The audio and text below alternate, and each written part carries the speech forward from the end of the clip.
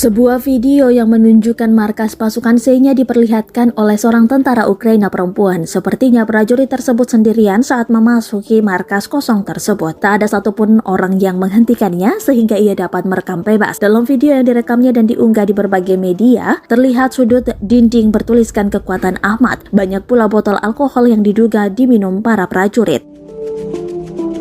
Tak hanya itu, ada pula Al-Quran yang terletak di lantai. Namun video laporan sang prajurit Ukraina itu disebut rekayasa oleh pasukan Rusia. Rekayasa video yang diunggah pasukan Ukraina disebut untuk menarik simpatik warga sipil.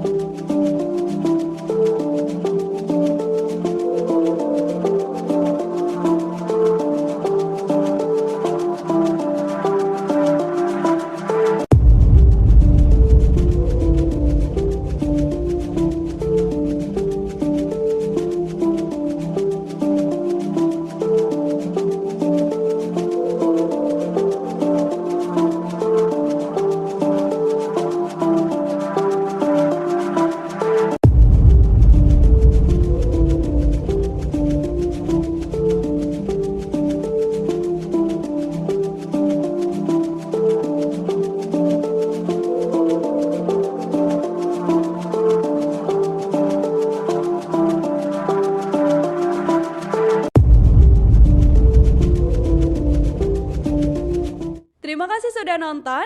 Jangan lupa like, subscribe, dan share ya.